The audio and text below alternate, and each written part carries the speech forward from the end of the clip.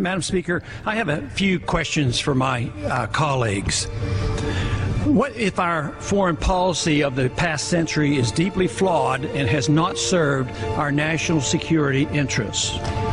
What if we wake up one day and realize that the terrorist threat is a predictable consequence of our meddling in the affairs of others and has nothing to do with us being free and prosperous? What if propping up repressive regimes in the Middle East endangers both the United States and Israel? What if occupying countries like Iraq and Afghanistan and bombing Pakistan is directly related to the hatred directed toward us? What if someday it dawns on us that losing over 5,000 American military personnel in the Middle East since 9/11 is not a fair trade-off for the loss of nearly 3,000 American citizens, no matter how many Iraqi, Pakistani, and Afghan people are killed or displaced? What if we finally decide that torture, even if called enhanced interrogation technique, is self-destructive and produces no useful information, and that contracting it out to a third world nation is just as evil? What if it is finally realized that war and military spending is always destructive to the economy? What if all wartime spending is paid for through the deceitful and evil process of inflating and borrowing? What if we finally see that wartime conditions always undermine personal liberty? What if conservatives who preach small government wake up and realize that our interventionist foreign policy provides the greatest incentive to expand the government?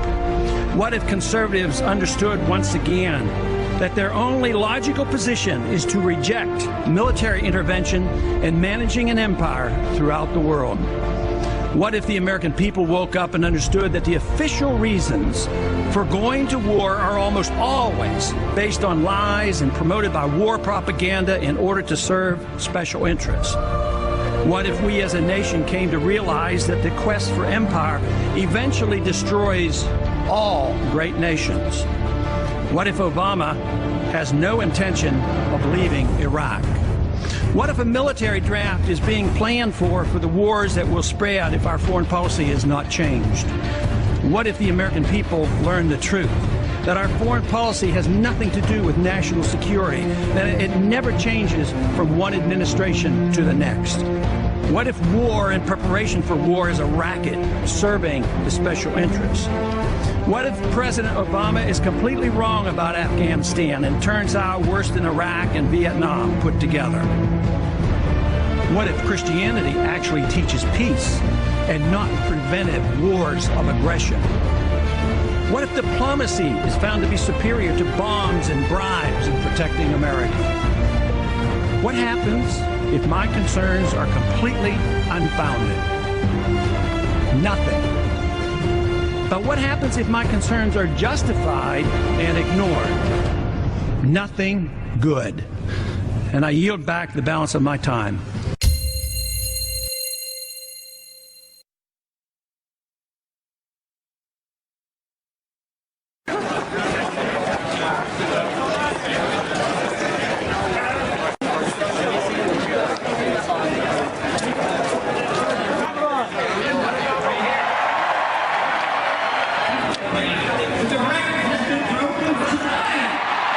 Across the nation, there were 40,000 new laws passed. I'd like to be the first president to repeal 40,000 laws.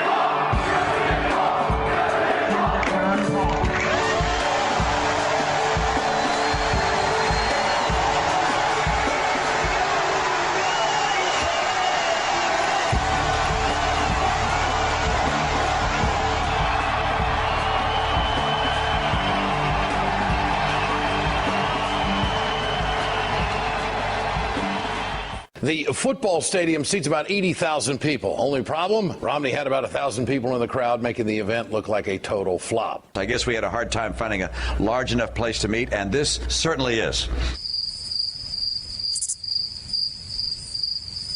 Romney's campaign couldn't even fill all the chairs in the audience. Ron Paul appeared before an enthusiastic crowd, and many in the crowd were young. That he is the only one who can win against Barack Obama. He's the only one with appeal to the moderates and independents. He's the only one widely supported by our troops. And he's the only one with the army of young supporters needed to win. The thought that the Iranians could pose an imminent attack on the United States is preposterous. There's no way. This is just this is just war propaganda. Continued war propaganda, preparing this nation to go to war and spread this war not only in Iraq but into Iran unconstitutionally. It is a road to disaster for us as a nation. It's a road to our financial disaster if we don't read the Constitution once in a while. Around the horn, Congressman. A new CNN poll out today shows the Texas congressman in a statistical tie with President Obama if they were to face off in the general election today. Now, this is pretty amazing. It comes after Paul finished a strong second in New Hampshire last week. Ron Paul, not going anywhere. Ideologically pure and tough as nails.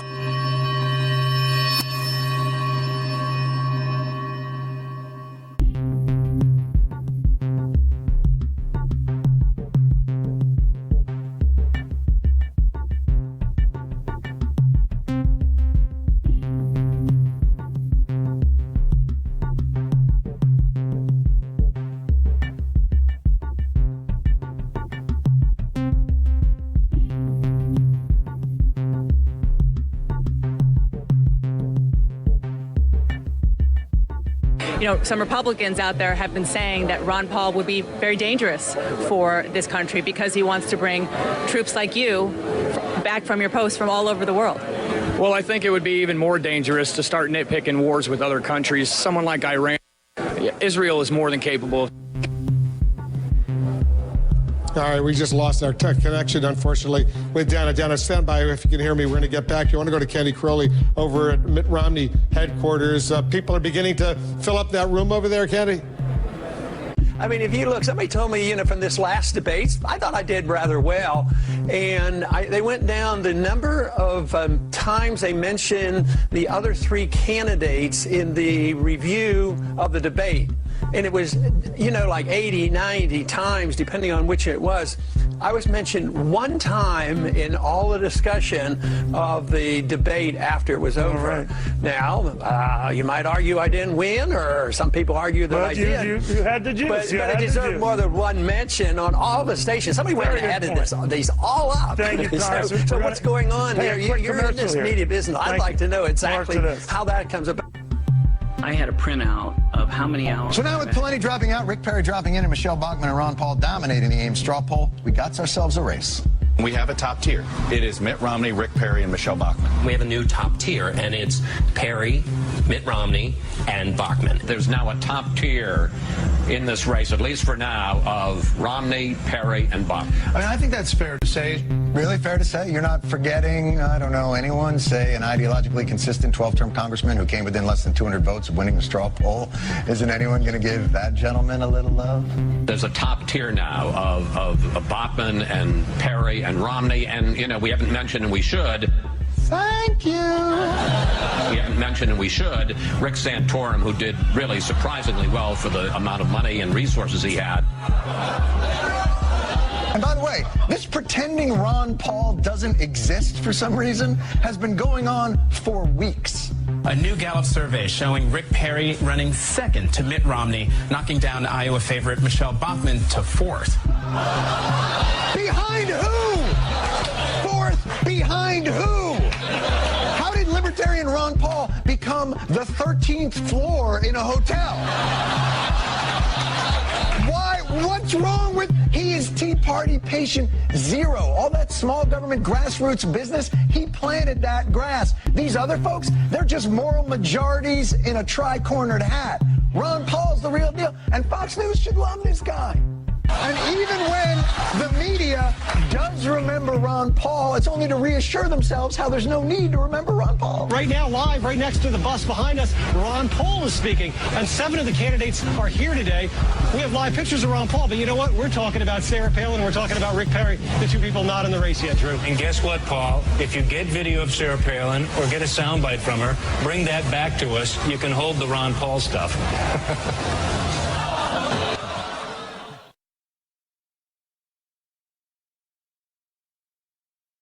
Okay, let's look at the numbers. Here are the favorable, unfavorables right now on the Republican frontrunners. Gingrich, 63% unfavorable, 25% favorable. Look at that spread. Romney, 54% unfavorable, 34 favorable, a 20-point spread there. Santorum, he's relatively okay. 38% unfavorable, 32% favorable. He at least, well, he doesn't have a positive, but he doesn't have a bad negative. That's pre-kitchen sink.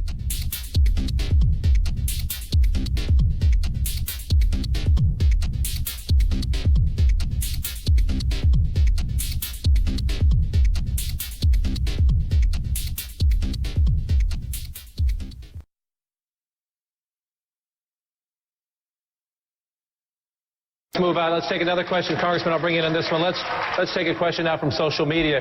Question. Before we move on, you want in on this issue? They want you in on this issue. Would you like in on this issue?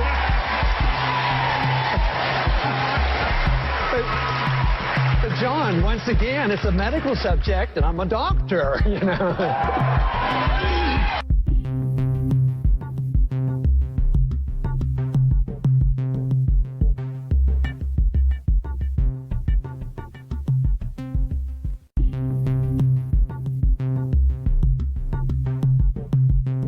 I mean, you've been answering a lot of questions lately about the newsletters that were published under your name, and some of the things contained in them were conspiracy theories. Some of them are considered racist, and you've disavowed them completely.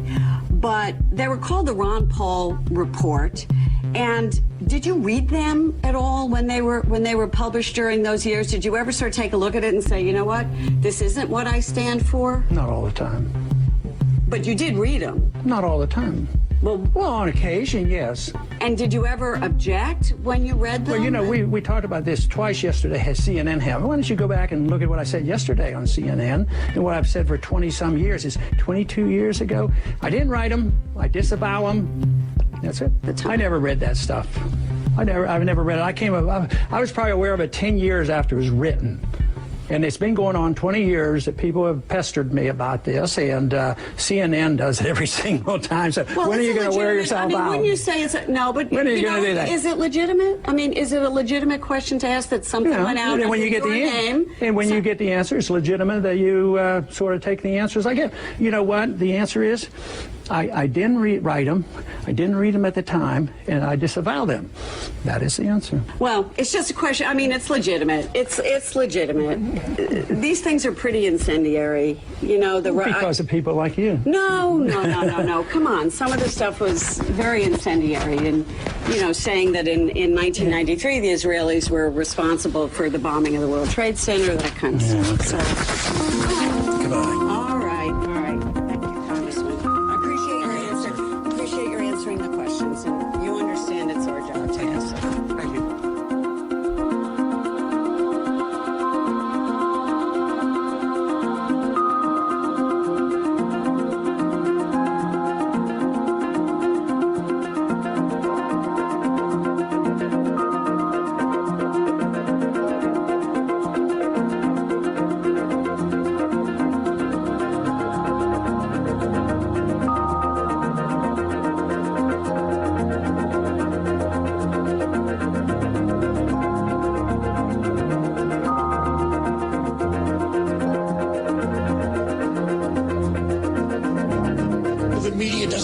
Ron Paul has a hoot and hell's chance of winning the Iowa caucuses, winning the Republican nomination, or winning the presidency. So we're going to ignore it.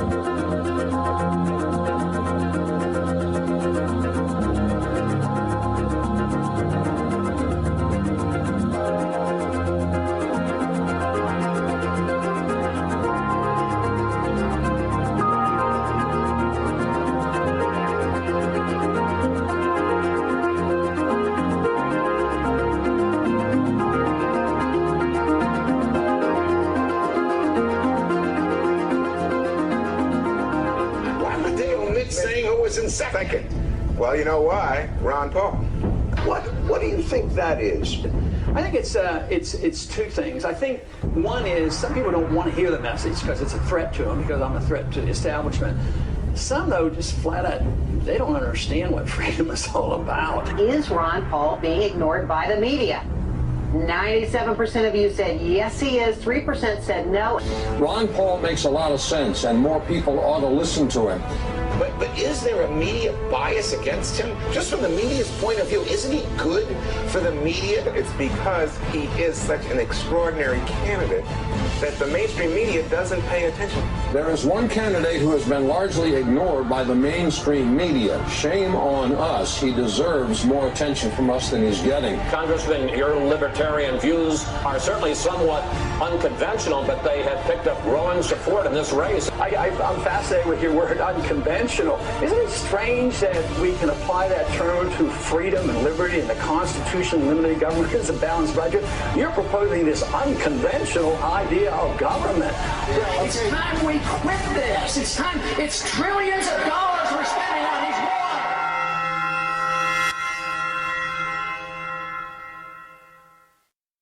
Another question. Mr. Paul, why is the media ignoring you to the extent to not mention you at number 2 in the poll? They mentioned number 1 and 3. Why?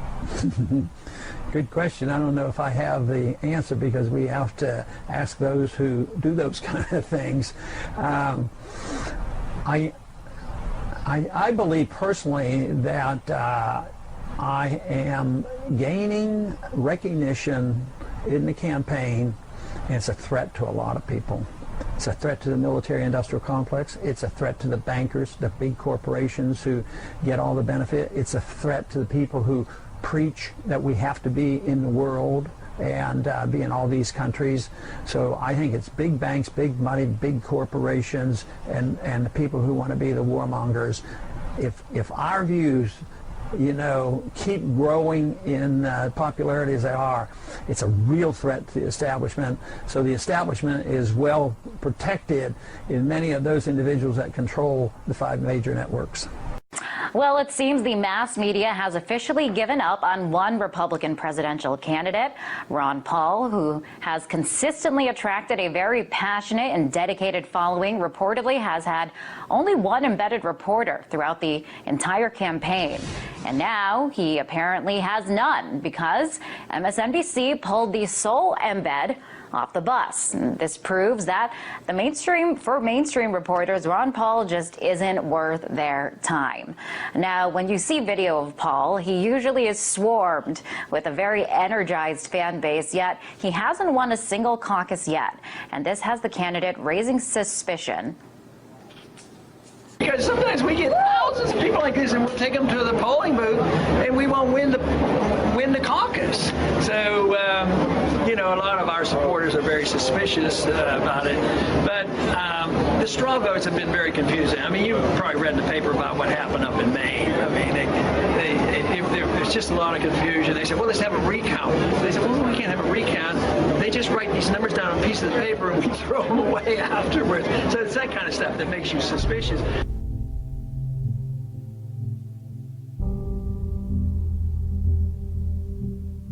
Tonight, Maine's Republican Party announced Mitt Romney as the winner of their caucuses. That winner is Mitt Romney. What the headlines haven't told you is that what happened in Maine is the messiest caucus Republicans have had so far. Certain residents in 3 of Maine's counties are being treated right now as if they do not exist. The numbers that the state GOP in Maine are reporting are, according to caucus chairman, incorrect. Kennebec County did vote as they were supposed to last week, but their vote total, as you see here, shows up as a 0 in the Republican Party's official results. Washington County postponed their caucuses on Saturday because of a snowstorm they expected to hit the area. There's a lot more than what you said. The man who canceled it was a Mitt Romney supporter, and the snowstorm he predicted didn't happen. Then there's Waldo County. Even though nearly all Waldo County towns held caucuses on February 4th, here's how most of Waldo County County's votes. Look in the official Republican Party's results list. 0 votes. Waldo County, where voters from 18 towns gathered for municipal caucuses. I talked with Matt McDonald, a pastor of a small community church in Belfast. He was nominated as the chairman of the Belfast caucus. The state instructed the chairman to not read any of the votes aloud, and instead to send them directly to Augusta. McDonald made a motion to have the votes read aloud at the caucus, and it passed unanimously. The vote was 8 for Ron Paul, 7 for Rick Santorum, 5 for Mitt Romney, and there were 2 undecideds. No results have been posted from the Belfast caucus. The lady on the line said that she had received our tallies, our votes, but hadn't recorded them online yet, and she said Romney with 9, Rick Santorum with 5, Ron Paul with 2. Well, of course, those were not the right numbers, and I told her. And she said, well, those are the numbers we have. You see, dozens of towns on the GOP site are listed as if no one voted, including in Waterville, Maine, home to 15,000 people. We contacted the Maine Republican Party today to find out what the heck happened to all of Waldo County's votes. So far, we have not heard back. The margin of victory for Mitt Romney in Maine was 194 votes. That's called a hair. On every occasion, the votes that were lost were Ron Paul votes. In one case, the votes were actually transferred from paper to electronics, and the lady doing the transfer was a Mitt Romney person. Remember what the establishment said about Reagan? He's radical and out of touch and dangerous. It's the same thing the establishment now says about Ron Paul. What's so dangerous about him? He wants a return to the Constitution. And though the Constitution is our founding document and embodies our first principles of limited government, sound money, and personal freedom, we've drifted so far from it that a return to those principles would indeed mean substantive change to the government. The only danger Ron Paul represents is to the establishment that fears its own loss of power. We've drifted so far, drowned so deep in debt, lost so many of our rights, fought so many fruitless wars, that if we don't rock the boat now, we may end up sinking. What's your plan for tonight? Tell the truth. I've been in politics for 35 years. My cause has been the cause of liberty.